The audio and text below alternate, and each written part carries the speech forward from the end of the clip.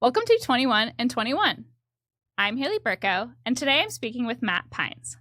Matt is the executive director of the Bitcoin Policy Institute and a geopolitics and national security expert who applies a decade plus of experience to shaping U.S. Bitcoin policy. Matt, welcome to Presidio Bitcoin. It's great to be here. My first time, great vibes. First time, but hopefully not the last time. Well, thank you for taking the time to jump on the show, and we're just going to get right into it. Let's do it. Let's do it. Okay. First question for you. So you've had a somewhat unconventional path into the Bitcoin world. What made you shift your focus to Bitcoin?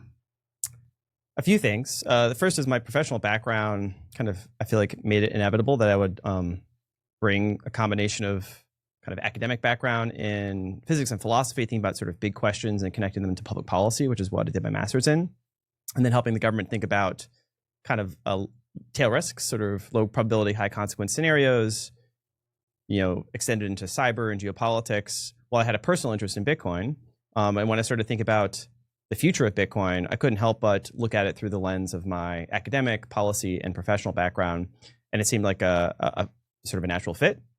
And then David Zell DM'd me during the pandemic because I had written some random threads to nobody on Twitter, asking me if I would like to convert some of those threads into a white paper for this made-up think tank they were starting. And I figured, what the heck, I'll try it. And so that was the start of my sort of journey into Bitcoin professionally as a national security fellow for BPI when it first got started.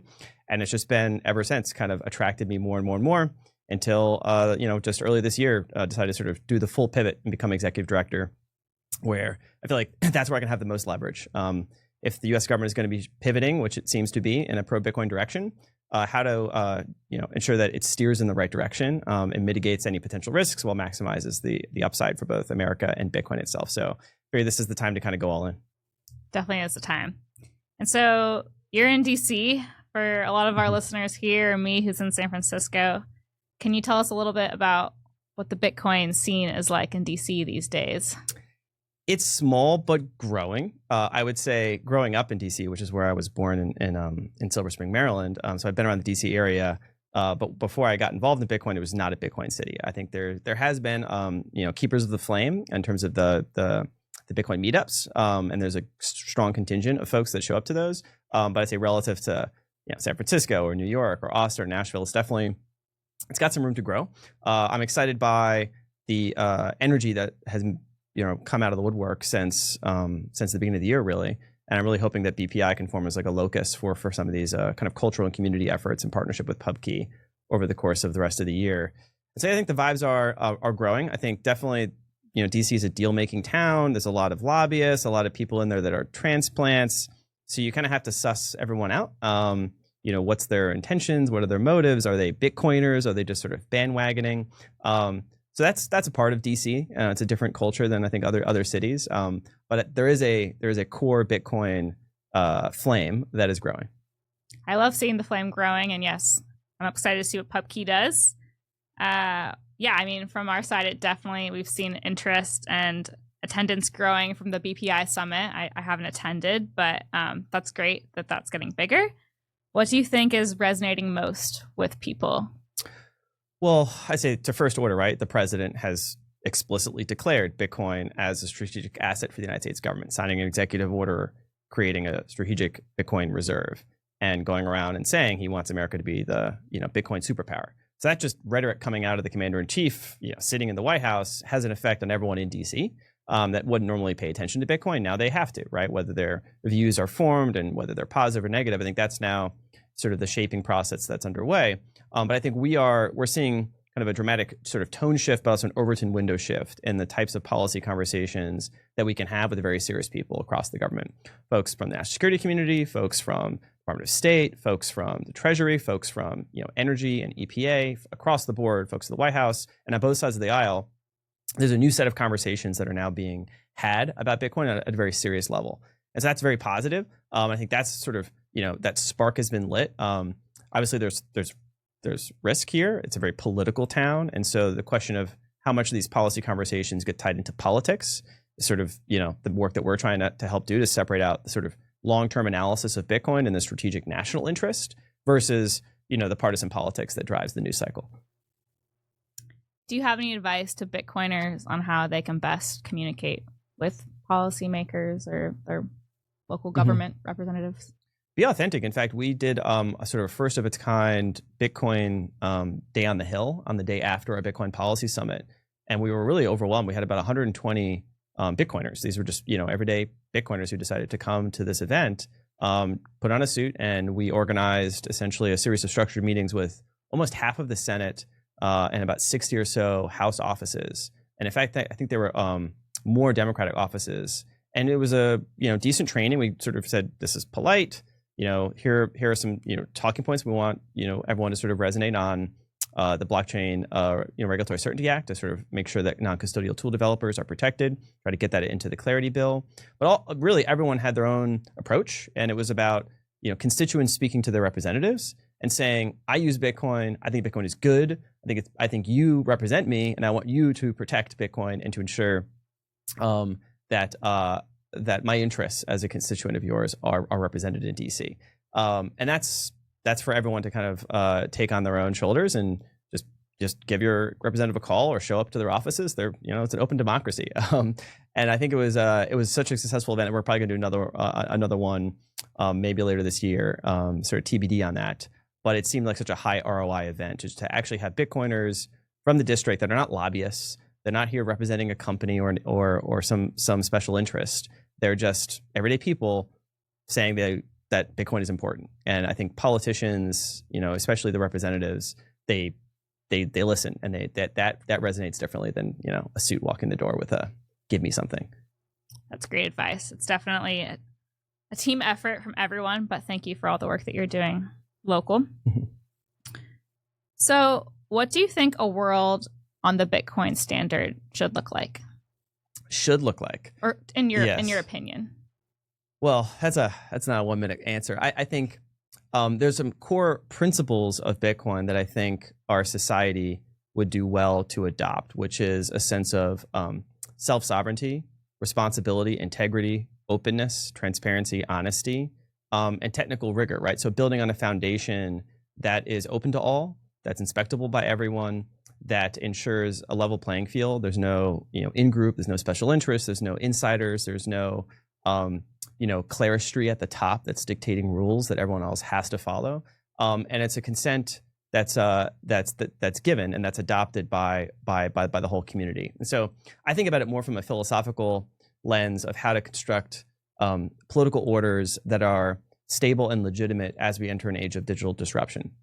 I think the economic model, as our overall society and civilization goes through these technological shifts, the acceleration of AI, robotics, advanced manufacturing, combination of that with the sort of rewriting of the social contract, that's going to inject a huge amount of uncertainty and instability.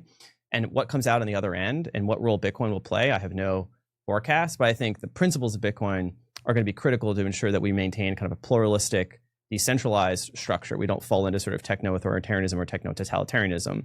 We sort of default to, the Borg, right? The hive mind that controls us and that dictates our whims and desires. I think Bitcoin represents an ethos of pushing power to the edges as much as you can and creating a stack of society that's built on as much as you can, energy, compute, money, and free expression, right? And it's like, that's the sovereign stack that as much as we can push into the hands of every individual and family and pure organized social group, the more we're going to have, I think, something like democracy and civil society flourish throughout whatever disruptions come next. So you're here for the Quantum Bitcoin Summit. Mm-hmm. I've heard you mention potential risks of quantum computing to Bitcoin. From a policy standpoint, what kind of government or institutional response do you think is needed? Is this urgent? I don't think there's an immediate response needed by the government in terms of like a law passed or a rule made or regulation. I think that's definitely premature. I think we are seeing a development of the technology underlying quantum computing take a certain direction, which means that every stakeholder in Bitcoin or around Bitcoin has to pay attention and has to start considering these questions in a deliberate fashion. That's why I'm here today, sort of learn from the community, get a sort of a vibe check of where people are on, one, the perception of the threat, the timeline of the threat, the way the threat might manifest and what the potential impacts could be, how catastrophic they are, and then what then are the distribution of mitigation options that we should consider in terms of software proposals, different addresses that we can move to, hourglass sorts of, sort of buying us some time, or sort of other more radical propositions. We're still, I think, very early days in sort of canvassing the set of possible solutions. And in my view, I think, Bitcoin and Bitcoin developers need to have this conversation internally first. The government, of course, is going to pay increasingly close attention to this as they have a strategic Bitcoin reserve. Potentially, maybe they even get more Bitcoin. But from another perspective, the US government is developing and probably has some of the most advanced quantum computers on the planet. So the threat that Bitcoin and Bitcoiners are trying to mitigate, the US government probably has better insight into the nature and timeline of the threat than almost any other entity on the planet.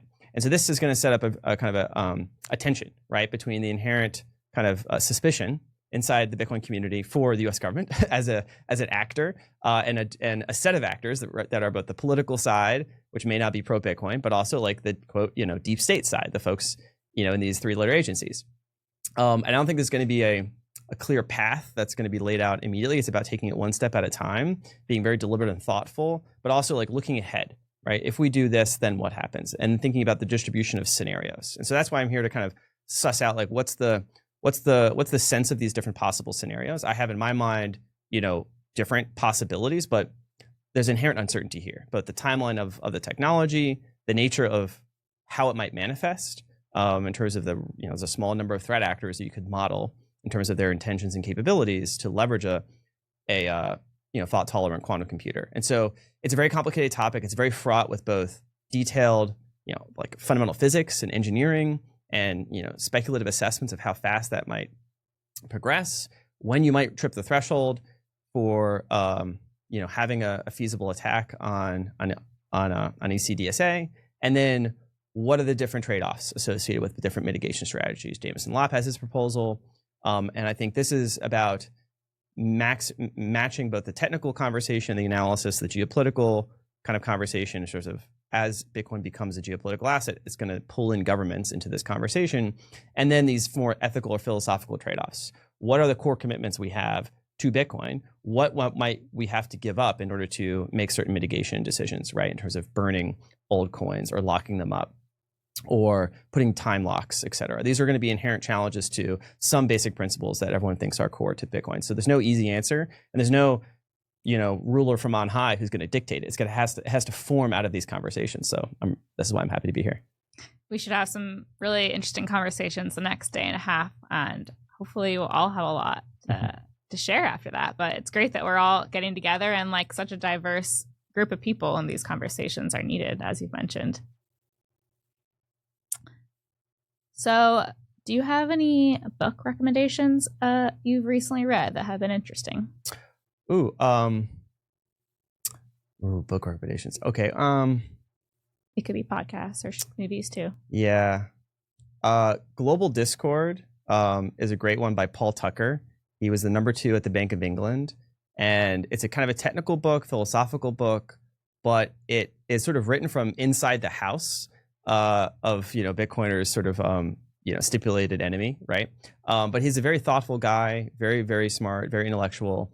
And it basically gives a critique of his peers, critique of the global central banking community, and kind of the political order that it was premised on. This kind of 20th century model of top-down technocratic governance that they viewed as being very successful, kind of presiding over an era of global peace, financial integration, globalization, relatively low inflation after the 70s, and that imbued these modern-day high priests with a sense of maybe undeserved confidence and maybe the sense of specialness as a tribe governing the rest of society, and viewing money as like their thing that they own, that they sort of let society use. In fact, central bankers often refer to it as central bank money. It's like it's our money. We reserve the right to control how you use it or not.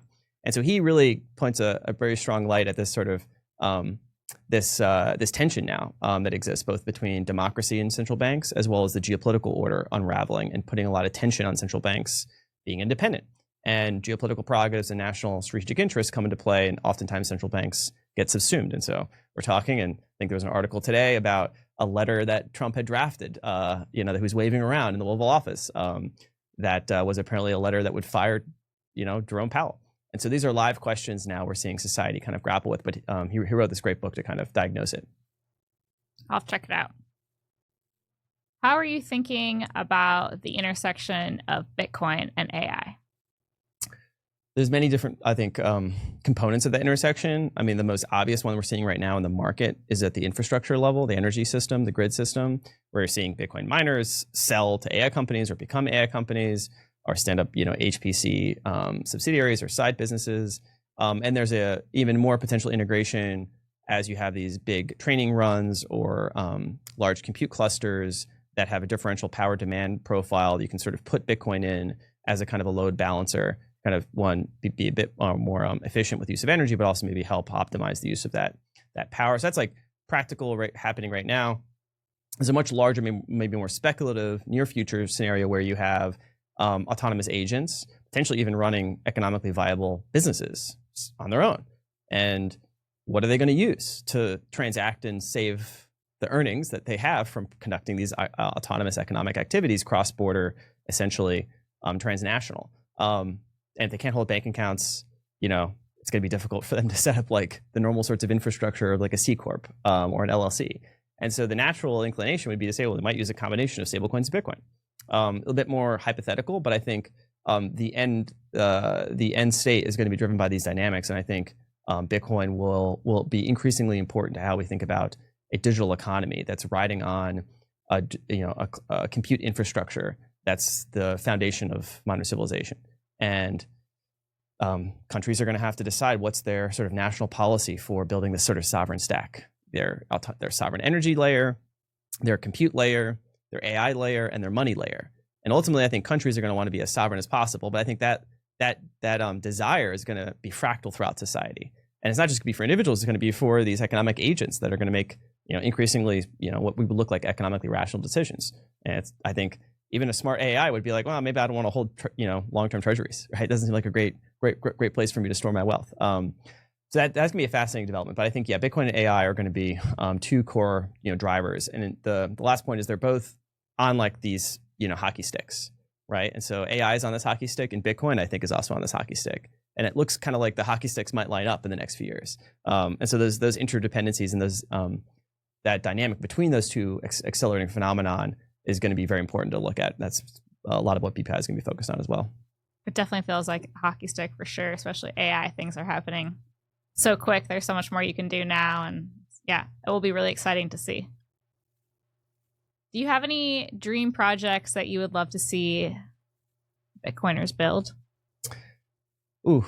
One thing I think the market's lacking is a large, well-capitalized, ideally publicly listed, sort of all-in-one Bitcoin services company that had, everything from trading to custody to inheritance, tax planning, insurance, right? So imagine you took all the kind of great Bitcoin companies that we kind of know and love, and they're building really good verticals in different areas.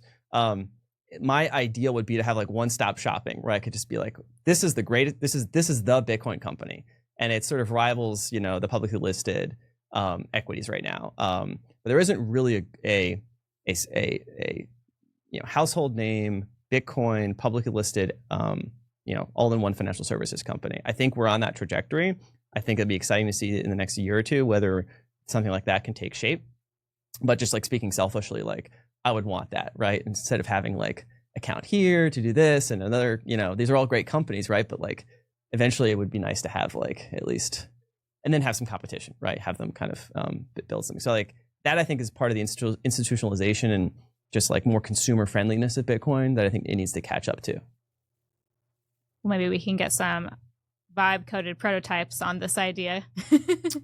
Yeah, that's the other convergence of AI and Bitcoin. People can just start building stuff. You can just start building stuff. So shout out to the listeners if anyone wants to get started building on this.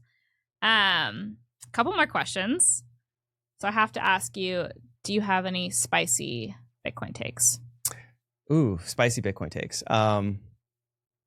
I think China has more Bitcoin than America right now, which is a problem if you're, someone sitting inside DC. Yeah, I think China probably has, I'd guess, close to 200,000 Bitcoin.